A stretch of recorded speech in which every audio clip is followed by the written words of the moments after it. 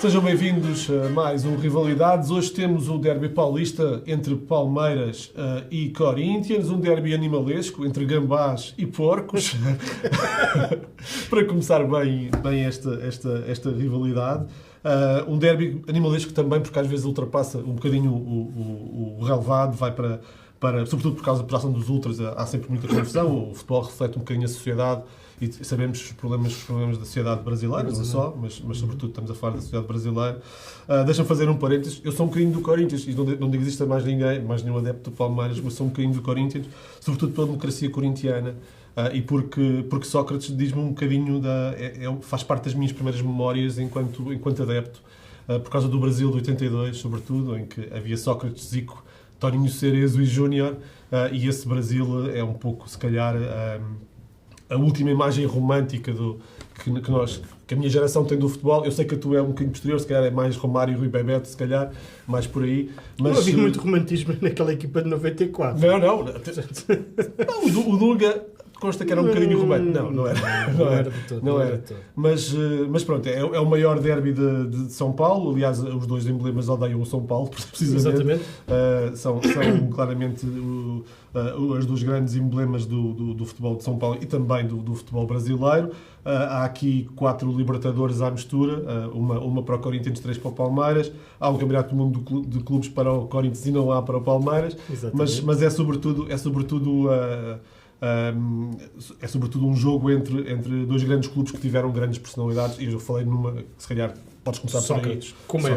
Como é óbvio, a democracia corintiana é algo que marca o futebol brasileiro, com algo que vem da sociedade para dentro de uma equipa, para dentro de um clube. A democracia corintiana, para quem não conhece, porque eu acho que nós temos sempre de referir, era um modo de gerir o clube em que toda a gente tinha votação. Basicamente decidia-se tudo por voto, uma pessoa um voto, excetuando a escalação, né? o 11 inicial, a equipa titular, porque essa decisão sempre coube ao treinador, mas tudo o resto era decidido pelos jogadores, pelos roupeiros. Portanto, era um modo de fazer as coisas de facto muito diferente no início da década de 80, e é preciso perceber de onde é que vinha o Brasil em termos políticos e onde estava. Portanto, foi algo revolucionário nesse sentido. Acho que era impossível isso acontecer hoje. Era um modo de fazer as coisas que hoje ninguém idealiza os jogadores decidirem quem vai para estágio, como é que eram os estágios, como é que não eram. Quem contratar, se faltavam avançados, se faltavam exatamente, portanto, sinceramente acho, eu não acredito nessa forma de gestão de um clube, já agora, mas que é uma história bonita, porque ela significou mais do que essa própria gestão. E depois porque teve aqui umas personalidades também, todas à volta. Aliás, quando morreu a Rita Lee agora, há pouco tempo, isso foi muito falado, reavivado, porque essas personagens também tiveram alguma influência nesta democracia corintiana, cuja maior figura é, obviamente, Sócrates. Sócrates, que chega em 78, salvo erro ao Corinthians, e há pouco ia te interromper, mas tu continuaste, só para dizer que não é só o facto de ser uma democracia em que cada um tinha um voto, é uma democracia que chegou a ser campeã. Portanto, ou seja, teve um bicampeonato, portanto, teve claramente reflexo, ou seja, provou que funcionava na altura funcionou. No contexto brasileiro. Naquele contexto, como é óbvio. Lá está, é aquilo que eu estava a dizer. Eu acho que hoje dava futebol, atenção, porque havia muitas manifestações a nível por baixo das camisolas, quando marcavam gols, havia mensagens políticas a apelar ao voto, a apelar contra a ditadura. O contexto é muito importante para o sucesso, para o sucesso da democracia corintiana em termos desportivos. E o contexto era muito esse, ou seja, eu acho que se há coisa que é muito difícil replicar é essa democracia corintiana, sobretudo hoje em dia. Acho que não faz sentido nenhum. Não vejo a gestão, sobretudo quando os clubes são cada vez mais empresas e estruturados e bem estruturados. haver jogadores, e não só, a decidirem atos de gestão. Que há especialização. Exatamente. Tens de conhecer os jogadores, tens de ter um scouting, tens que ter Agora, alguém que perceba de eu futebol. acho que é das histórias mais bonitas que existe do futebol brasileiro, ele tem muitas, num clube gigantesco. O Corinthians é um clube, em termos de massa adepta, em termos de títulos, o Palmeiras é melhor, tem mais, mas em termos de adeptos, o Corinthians rivaliza. O rival do Corinthians nem sequer é do mesmo estado, é o Flamengo, e portanto, e aí é uma rivalidade de grandeza de massa adepta, sendo que os clubes brasileiros têm, por norma, uma função social muito grande, ou seja, sim, são conhecidos pelo futebol, mas depois têm outras atividades, e isso é muito claro, ou foi durante muitos anos, claro na sua gestão e na sua colocação dentro da sociedade. Conhecidos como a Fiel, não é? A torcida do Corinthians. Há um episódio muito curioso, que é a invasão da torcida no Rio de Janeiro, e claro, perante um adversário, hoje Palmeiras, antigamente Palestra Itália. Sim, Palestra Itália na origem, aliás foi formado por 4 dissidentes do Corinthians, precisamente, que passaram a ser chamados por traidores, 4 jogadores do Corinthians, neste caso, e que sobretudo isto teve muito a ver com a forma como o Brasil também evoluiu em termos sociais, em termos económicos, era preciso trabalhadores, e com o fim da escravatura foi preciso ir buscar mão de obra barata. A mão de obra barata vinha da imigração, a imigração chegou por Itália, por Portugal, por Espanha, portanto a Itália tinha uma comunidade muito forte em São Paulo, e havia, esses 4 jogadores eram italianos e quiseram fundar um clube que tivesse uma raiz profunda raízes profundas com a Itália, ou seja, não era bem um clube brasileiro, era um clube que era brasileiro e italiano ao mesmo tempo. E depois teve o apoio do consulado, portanto houve aqui um forte apoio político para que o Palmeiras, o Palestra Itália na altura, acabasse por vingar. Depois passou a ser Palmeiras porque, depois da Segunda Guerra Mundial, a Itália fez parte do eixo do mal, sim, e o Brasil fez parte dos aliados, então o Getúlio Vargas proibiu a expressão Itália no nome do clube. Aliás, houve nessa altura várias transformações a nível de clube. O Curitiba, por exemplo, escreve-se de 2 formas. O clube escreve-se com O e a cidade com U, mas sobretudo no Palmeiras, afetou por causa do nome Itália, e então ainda começou a ser chamado por Palestra de São Paulo, depois passou a ser o Palestra Itália. Este Palmeiras agigantou-se, acho que tem um contributo muito forte de um treinador português chamado Abel Ferreira. Verdade. E dando-nos um bocadinho de seguimento ao que fazendo aqui um bocadinho também já uma espécie de análise em termos de evolução do futebol, o Jorge Jesus chega para o Flamengo. Os clubes cariocas eram sempre muito mais técnicos do que os clubes paulistas. Os clubes paulistas, apesar de terem o requinte técnico do futebol brasileiro, eram muito mais pragmáticos, se quisermos. E o Jorge Jesus acabou por transportar um bocadinho de organização ao Flamengo, mas baseando no requinte técnico. E eu acho que o Abel, quando chega, é muito mais um Palmeiras europeu que se assume. Pragmático, e acho que isso resulta, e agora está a ser um bocadinho penalizado por excesso. Ou seja, tu quando chegas, é um bocadinho como um paradigma, tens a tese e a antítese, não é? E o que resulta é a síntese. Isso é normal, ou seja, tu colocas uma coisa e as pessoas e os teus rivais adaptam-se. Exatamente. Portanto, na altura era uma... Mesmo em termos de Jorge Jesus, a organização acabou por ser muito importante naquele Flamengo que era um bocado caótico, não é? Mas depois o Abel transforma nessa organização um nível muito mais de pragmatismo, muito mais de luta pela segunda bola, muito mais europeu, sobretudo, muito mais próximo do velho continente. E até certa altura eu acho que depois começou a virar contra ele, porque as outras equipas começaram a ser mais técnicas, então começaram a faltar técnica, sobretudo ao Palmeiras, que estava muito assente em 2 ou 3 jogadores, e acabou por não conseguir transformar isso. Mas é sobretudo um trabalho digno, aliás, muito mais digno. Se calhar o Abel é o melhor treinador da história do Palmeiras, com 2 Libertadores, sobretudo, e com e a tentar agora o terceiro título. O Botafogo conseguiu roubar-lhe essa pretensão, também com o treinador português, já agora. Portanto, Portugal está muito não todos, mas alguns dos grandes treinadores dos últimos anos no Brasil têm sido portuguesos. Há muitos que têm falhado. Alguns esteve no Corinthians, o Vítor Pereira, como é óbvio, terminou como terminou, com a passagem do Corinthians para o Flamengo, passagem direta, que não foi nada tranquila. Mas foi um bom Corinthians, atenção, esse Corinthians de Vítor Pereira era uma equipa bastante boa, e o Vítor Pereira acho que colocou aquela equipa a jogar bom futebol, o que só piorou quando ele deixou, piorou no sentido do sentimento que provocou nos adeptos quando ele deixou o Corinthians para ir para o Flamengo. Já agora o Corinthians tem um treinador que eu gosto bastante, que é o Ramon Dias, que é um treinador histórico. Tem ligações. Histórico no River Plate. Exatamente. Portanto, podemos dizer que sim, que o Marcelo Gallardo, se calhar, hoje pode ser considerado o melhor treinador da história do River. É uma espécie de Carlos Bianchi, né?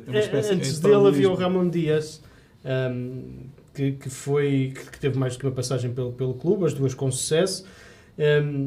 Esteve também agora no Médio Oriente e agora está no Corinthians como treinador. E acho que é uma espécie de bombeiro do River Plate, um pouco como o Carlos Bianchi era bombeiro do Boca Juniors. Bombeiro no bom sentido, ou seja, chegava e de facto punha a sua lei e as coisas funcionavam. Mais do que isso, eu acho que é um treinador já com bastantes anos, com bastante experiência. Aliás, ele foi, para nós termos noção, ele foi o treinador que lançou o Saviola e o Aimar, portanto, nessa altura. Mas eu acho que é alguém que tem e digo isto mais pelo River Plate do que propriamente agora. Se bem que ele teve um papel muito importante no Corinthians. Mas alguém que tem uma atitude positiva. Eu acho que ele é um bom treinador e que conseguiu ir, mesmo já tendo uma carreira bastante longa, tem conseguido, sobretudo na América do Sul, consolidar-se com relativo sucesso. Agora, é verdade que o Corinthians, neste momento, ficou atrás na tabela e, obviamente, está um bocadinho atrás do Palmeiras. Não sei se o Palmeiras será o clube mais organizado do Brasil neste momento. Poderá haver outros exemplos. Sim, porque mesmo o Botafogo parece um bocadinho a injeção do John Textor, não é? Sim. Também é diferente porque o Abel já lá está há alguns anos, não é? E, portanto, essa percepção de chegou, manteve... E nós sabemos que a troca de treinadores no Brasil muitas vezes acontece de um modo muito rápido. Acho que o Corinthians precisa dessa estabilidade, no banco de suplentes também, porque em termos de grandeza eu não tenho dúvidas que eles se equiparam. Portanto, daí existir este derby, depois com mais um Mundial, menos um Mundial. Ou mais uma Libertadores e menos duas Libertadores. Pronto. Coisas que nós já ganhámos, tu não. Nós aqui, obviamente, fazendo adepto do Corinthians, mas acho que acho que o Timão, lá está, a própria alcunha Timão. Timão e Verdão. O Timão significa que estamos perante algo grandioso, e o Timão é algo grandioso de facto, seja pelas conquistas, mas sobretudo pela massa adepta que tem, que faz do Corinthians um dos maiores clubes da América do Sul, sem dúvida. Sim, em relação do mundo, tocaste aí num ponto da parte da organização do Palmeiras. Eu acho que faltou ao Palmeiras, se calhar, o pós-Libertadores, ou seja, perceber que a equipa já não estava a funcionar como estava antes, tinha perdido alguns jogadores, tinha escolhido o Gustavo Scarpa, por exemplo, está muito assente no Rafael Veiga, e na sua formação. Praticamente houve uma fase em que não houve reforços para a equipa não sentiu muitas dificuldades, sobretudo a nível de ponta de lança. Portanto, temos o Rony. Temos o Rony, mas o Flaco Lopes, que tem jogado muitas vezes, e se calhar é o Serginho Chulapa do Palmeiras, porque patinho feio, porque vai marcando uns golos, mas depois parece que lhe falta sempre qualquer coisa. Houve a questão do Dudu, que saiu e depois voltou, e, portanto, também agora acho que voltou a sair pelas últimas notícias, e, portanto, eu acho que a equipa não conseguiu olhar para aquilo que estava a acontecer à sua volta e perceber que estava a perder um bocadinho o controle. E nessa altura, e também há aqui questões do... Por exemplo, o Allianz Arena, praticamente, eles estão divididos em 3 estádios. Portanto, e vão trocando. Há um estádio que é muito mais frio que o outro. Agora não me lembro, a Arena Barueri, acho eu, que é mais fria, mais distante do que o Allianz Arena. Portanto, a troca de estádios, a troca da parte envolvente, emocional à volta também faz mudar aqui. Eu não sei se concordo tanto contigo, porque eu por acaso até acho que o Abel foi alertando para isso. Quando ele falou... Não, ele foi. A direção é que não. Pronto, é isso, ou seja... A direção é que não. Mas ele estava alerta, ele estava a perceber, claro. Não é? Não sei se por incapacidade ou por decisão. Nessa parte acho que concordo contigo no sentido até houve a questão do avião, por exemplo, que eles contrataram o avião e os adeptos pediam era reforço do plantel. Pronto, concordo contigo na parte de... no sentido de que foi isso que aconteceu. Não concordo contigo na parte de que não deu conta. Eu acho que o treinador deu não, ele deu. Eu acho que o clube não reagiu da forma como percebes? E mesmo a ação, depois não sabemos até que ponto é que é uma limitação financeira porque houve outro tipo de gastos ou não, ou porque o Allianz Arena está sempre para espetáculos de música, não é? Portanto, não sabemos até que ponto havia limitações financeiras que levaram que as escolhas do mercado fossem aquelas e não fossem escolhas mais marcantes, mais encorpadas. Por exemplo, o Filipe Anderson agora regressou, toda a gente achava que ia ser uma figura do Brasileirão. Principalmente tem sempre o jogador que está na Europa, que está muito mais bem preparado, certo, fisicamente, mais preparado para a pressão alta, para tudo o que tu quiseres em termos táticos. Depois chega ao Brasil e tem sempre um impacto brutal. Viu-se isso no Flamengo do Jorge Jesus, por exemplo. E o Filipe Anderson chegou ao Palmeiras e não funcionou de todo. O grande exemplo do futebol brasileiro para mim é o Gabigol, nesse aspecto. Ou seja, é alguém que... Mas esse mais novo, não é? Sim, mas falhando na Europa e voltando. Mas aqui na Europa não deu certo e no Brasil... O Filipe Anderson era uma figura da Lazio. Eu sei. Acho que nós já debatemos aqui um bocadinho da história do Corinthians e do Palmeiras. Se calhar para o povo brasileiro que nos pode vir a ver, se calhar está aqui a faltar alguma emoção e combatividade. Eu comecei a defender o Sócrates. Eu ainda não te chamei porco, não é? Pronto, porque tu és adepto do porco. Mas gambá, não lembro ninguém. Mas porque nós sabemos que é muito forte, mesmo muito forte, numa cidade gigantesca, numa cidade... São Paulo tem tudo, é uma cidade gigantesca, 2 clubes bastante grandes.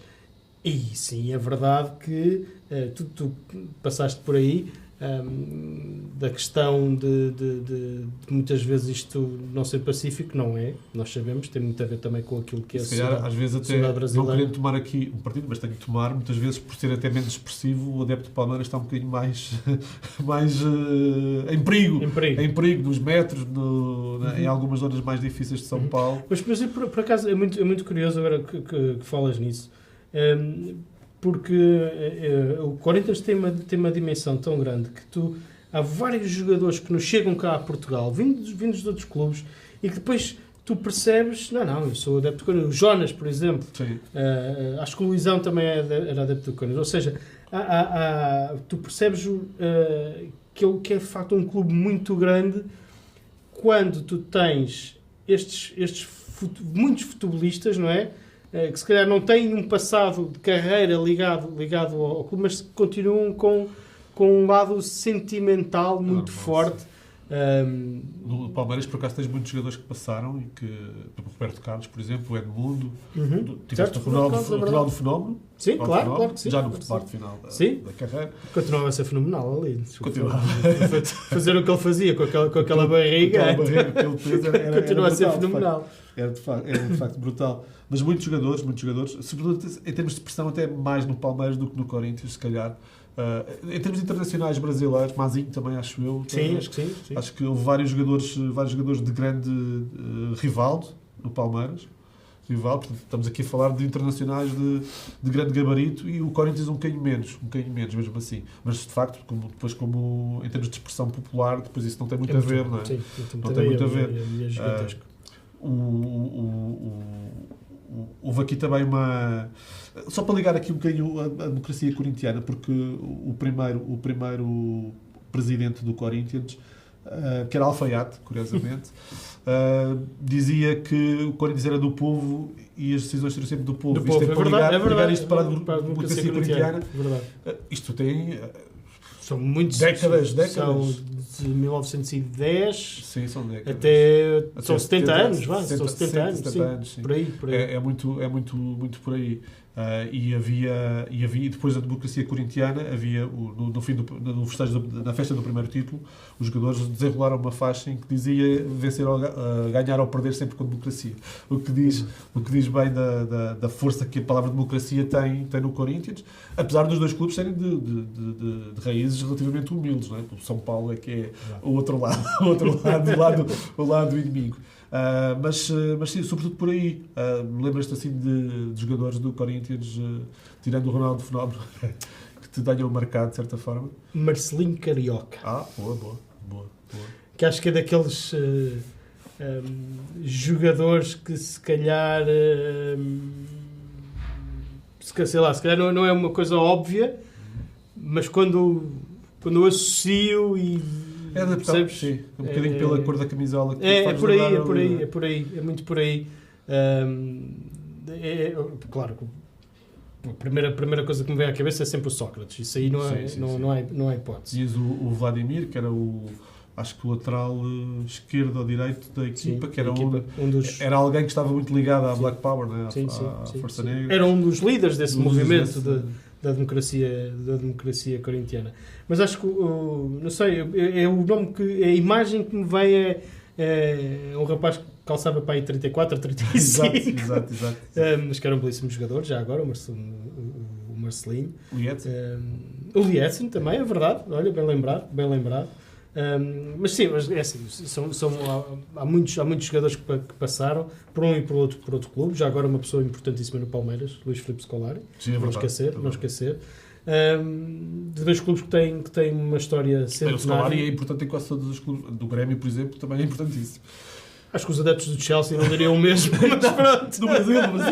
No Brasil, exato. Mas sim, mas eu percebi. Isso faz parte até da pouca afirmação do treinador brasileiro. Tivemos o Luxemburgo no Real Madrid, por exemplo, pouca afirmação. Nas últimas décadas tens muito poucos.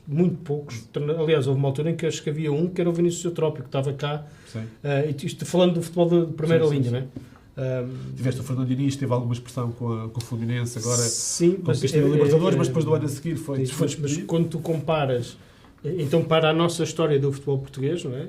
E a nossa história está ligada localmente a grandes treinadores brasileiros, o Autoglória logo à cabeça, como é óbvio.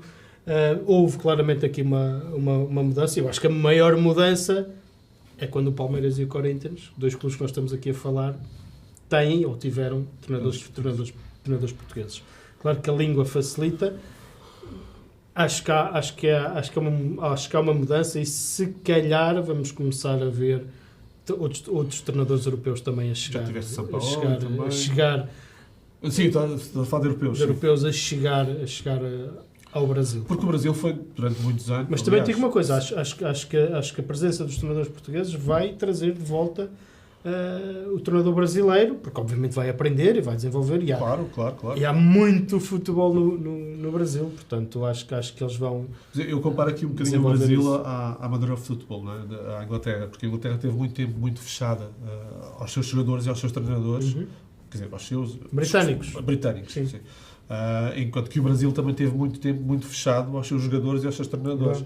E isso facilitou sobretudo uma estagnação do futebol brasileiro, tal como facilitou uma estagnação do futebol inglês, sendo que a Inglaterra foi muito mais para trás. Depende como vires a estagnação. Pois tem os títulos mundiais. Ora, mas pararam. A seleção brasileira ganhava. Por isso é que eu digo, até a certo ponto. Pronto. A seleção brasileira ganhava. Os clubes, quando iam disputar a Taça Intercontinental, continuaram a ganhar. E depois há ali uma parte, já no século XXI, em que as coisas mudam, em que há uma mudança bastante clara, e aí sim podemos chamar de uma estagnação. Mas depende sempre do período em que estamos a compreender. De novo, eu acho que o Fernando Diniz já é um bocadinho esse projeto de treinador, de alguém que olha e percebe como é que pode ir buscar. acho que depois há aqui outra parte, que é a pouca paciência que os dirigentes têm para os treinadores.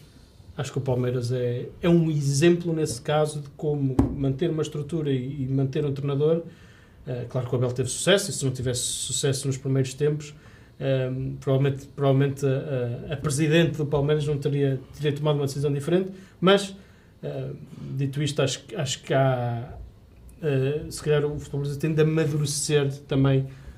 Acho que já amadureceu alguma coisa com esta entrada do treinador português em termos de organizacional, porque aquilo que tu ouves muitas vezes é chegaram e mudaram, olharam para os centros de treinos e criaram rotinas diferentes. O problema é que tens o campeonato que é continental, não é? Pois claro. Isso é que é o grande problema disto, não é? E do facto de não poderes quase treinar... É um problema e não é. É um problema, mas também a beleza do Brasileirão é essa. Mas isso até no próprio, grandioso. Não sei se no próprio Abel não é um dos fatores de desgaste que pode levar a que... É seguramente. Estás sempre em viagem. Como ao fim e ao cabo, eu olho para o Brasileirão como olho para a NBA, quase, percebes? Ou seja, são viagens longas, são viagens muito longas, com várias equipas a lutar pelo título. Tu nunca sabes muito bem o que é que vai dar. Tens clubes históricos também na Série B, e portanto é por isso que eu acho que a estabilidade é muito importante, e aquilo que o Palmeiras fez com o Abel nos últimos tempos, eu acho que é provavelmente um modelo que não digo todos, mas alguns clubes têm de seguir. E é com o Abel ainda no Palmeiras, à espera que o Corinthians chegue perto para poder, pelo menos, ter um rival à altura na cidade a lutar pelo Brasileirão, que fechamos este Rivalidades. Até à próxima.